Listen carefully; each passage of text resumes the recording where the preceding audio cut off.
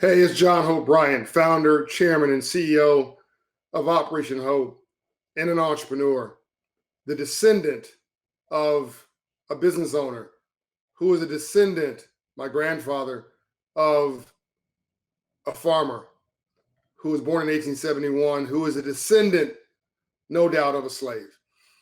So it is personal to me to give acknowledgement to the hundreds of lives that were lost on the 100th anniversary of the massacre in Tulsa, Oklahoma, that's tied to what we now call the Black Wall Street, that destroyed what is now referred to in Tulsa, Oklahoma, the Black Wall Street.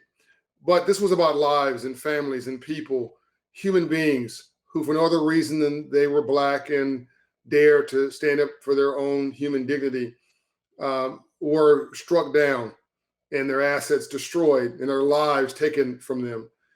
So first and foremost, just out of respect, at the 100-year anniversary of the Tulsa race riots, one of the worst, most atrocious things that's happened in this country, really since slavery itself.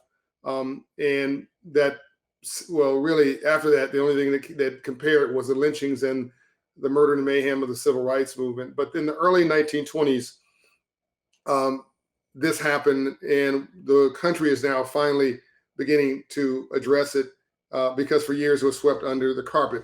Now, there'll be many people doing much more appropriate acknowledgments for the pain and the suffering than I. They'll get into the details. They'll talk to a few of the survivors. God bless them, they're still with us. I want to deal with an issue that came out of an interview I did this week with a really smart young lady, African-American, who, when we start talking about this, it became a bit of almost a contradictory conversation. We were talking, and she's talking to me as an entrepreneur and as a business owner and as a philanthropist. And I mentioned almost in jest, social justice through an economic lens. She agreed with that. Is one of the things we have to achieve today. She agreed with that. Financial literacy, she agreed with that. But when I said, almost jokingly, hashtag Black Capitalists Matter, she said, I'm not sure if I'm down with that. And I said, well, what are you talking about? She said, I'm not sure I'm down with Black Capitalists Matter. I said, well, are you not down with yourself? Because you're not working on this radio program for free. You've got a production company. You've got a corporation you're running. What do you mean you're not down with Black Capitalists Matter? And it took her a minute, and she had to deal with it. And luckily she's intellectually honest and she's really smart. So she's like, yeah, there's a contradiction here, isn't there? And we went deeper. And of course, we were all taught this in Black churches growing up. So me too, that somehow money was evil. No, money's not evil. It's the love of money that's evil. People say, oh, I hate rich people. No, you don't. You hate rich people till you become rich. What you hate is a game system. What you hate is a system that preys upon you. That's why I wrote the book, How the Poor Can Save Capitalism. We are being preyed upon because we never got the memo. That's why I wrote the book, The Memo. We don't understand free enterprise capitalism and how we can grow it, build it, and use it as a force for good, which is why I wrote Up From Nothing, the untold story of how we all succeed, my most recent best-selling book. Operation Hope's work is about coaching up a whole generation of new Black capitalists and brown capitalists and even poor white capitalists, if they will come to Operation Hope, to help them come up and be part of the free enterprise system so we can remove the tension that comes from a lack of aspiration and depression that comes from hopelessness because we cannot seem to find our way forward. But let me get out of philosophy for a minute. Let me be very blunt. Now, this is what I said on the radio program. Wait a minute now. We need to stop this. We need to knock it off. Wait a minute. If you run a barbershop and you're watching this right now, you're like, I'm not sure I'm down with capitalism and all this stuff. Wait a minute. You run a barbershop, you're a capitalist. You run a beauty salon, you're a capitalist. You're doing hair in the front dining room of your house for your girlfriends and charging a fee, you're a capitalist. Okay. And even if you say, no, I do it for free. Even if you want to distribute money like a socialist, you got to first collect it like a capitalist. You're not watching this video program on a government issued mobile phone or video device. You purchase it yourself. Okay. Which means that you either made the money through business or earn the money through a job, which means you are human capital. If you are working for somebody, you are human capital, and you're using your human capital and trading that human capital and intellect in exchange for the benefit of your talents on a job taking less risk than owning the business, and they're giving you compensation that you believe is worth the intellect that you're giving and the hard work you're giving to them. That is human capital involved in free enterprise and capitalism. If you take more risk, you're the business owner, you are literally a capitalist. If you run on the corner grocery store or market, you are a capitalist, right? You're selling Avon at night or whatever, you got a side hustle. You got a little Uber business or a little whatever the other chain that allows you to drive. I'm sure somebody put it in the comments. You are a capitalist, right? We got to knock it off. You're selling rap, your music that you made in the studio. You're a rapper, right? You're trying to sell on the internet. You are a capitalist, right? You are involved in you've got you're going to a protest, okay, around social injustice. You need to get the placards made up, right? And you got them printed at the local, organization, store, or whatever. That store that printed them for you and charged you a fee, that's capitalism, right? They are capitalists, right?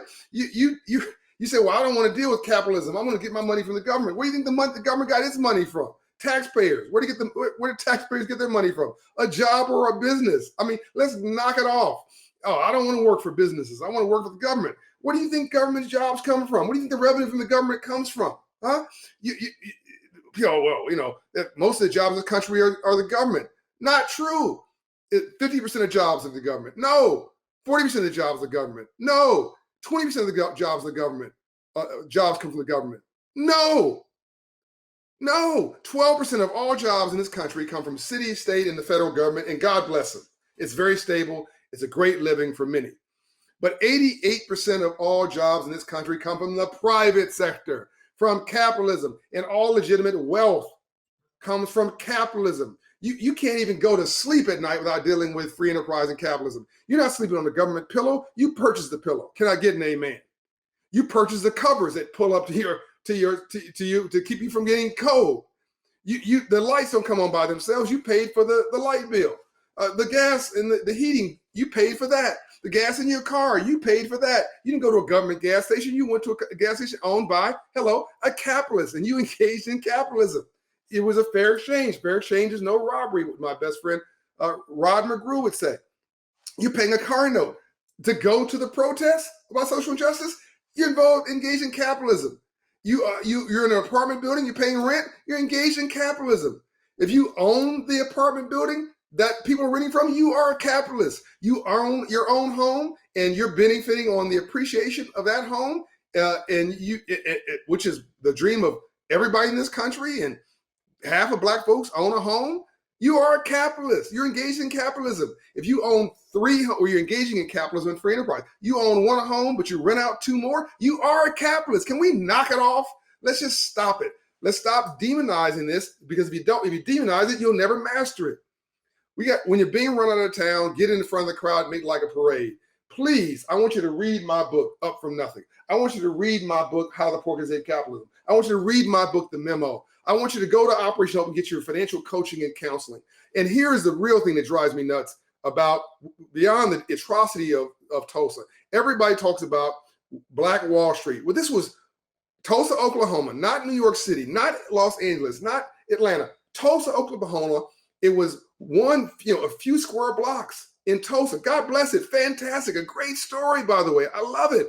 But it wasn't like it was in every city or every state. Everybody's got an economic system but us. Don't you think it's a little odd that 100 years later, we can't point to no other example of folks focusing on capitalism and free enterprise and self-determination than a little town in Oklahoma called Tulsa? Don't you find that a little odd? It should be ubiquitous. It should be everywhere. It should be normalized. It should be so normal no one even talks about it, right? How did my Jewish brothers and sisters come up? Hello?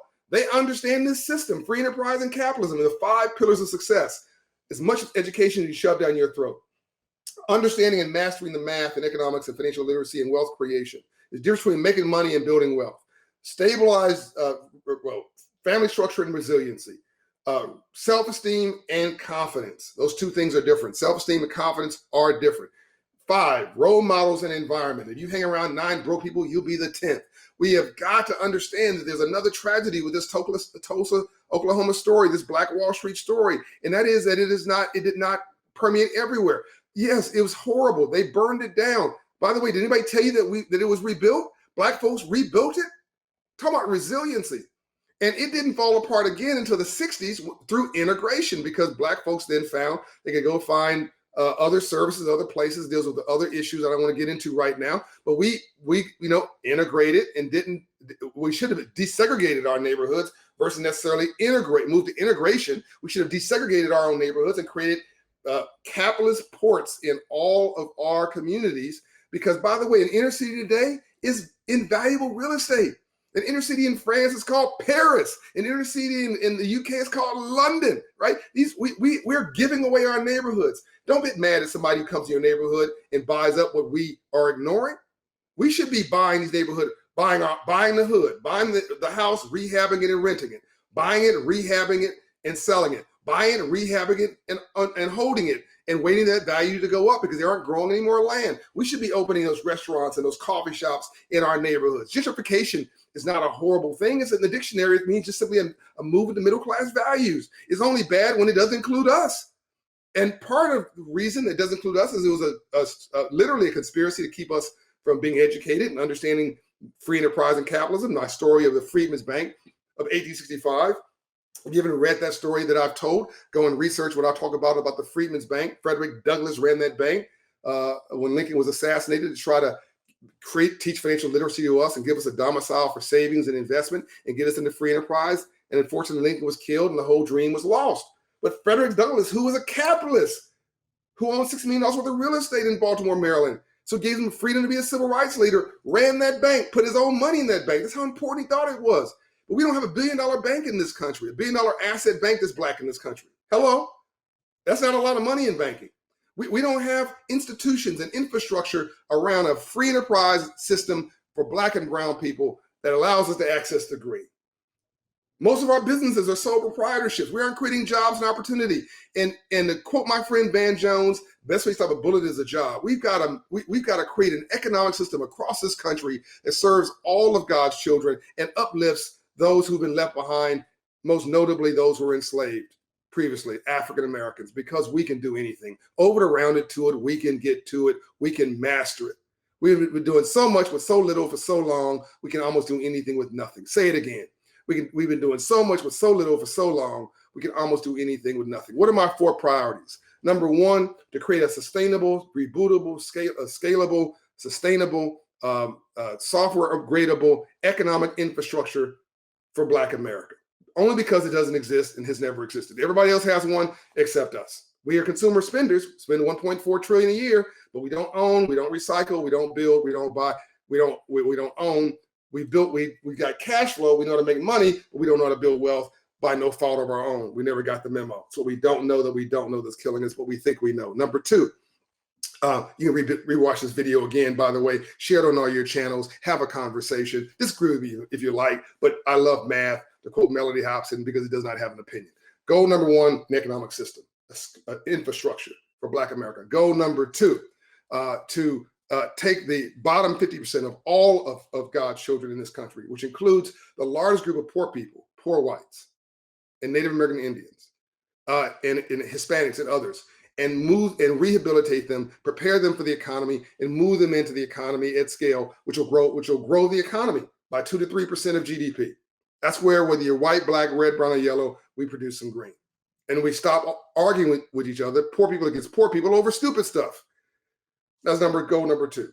Goal number 3, so unify everybody through the green, not black and white or red or blue, but the green. Goal number 3 is to become America's financial coach. That's what Operation Hope is doing. We already have 200 locations scheduled across this country, 160 that are operational, and another 1,000 that are contracted. And number 4 is to become a consciousness on capitalism, to prove that the argument is not morals or money, but morals and money. And diversity and inclusion is actually a business case. All right, John Hope Bryant, I'm out. God bless all of you. My heart is with those descendants of Tulsa, and with those who are here now, the generation that is existing now, that have all the skills and tools and the education to go kill it. Here's what I say to all of us. It's time to get up and work. Nobody cares about our drama, because the pain that came before us is 100 times worse than what we're dealing with over the rounded to it. We can get through it. Let's just work harder. Let's succeed on merit. I'm out, John O'Brien, and we can do it.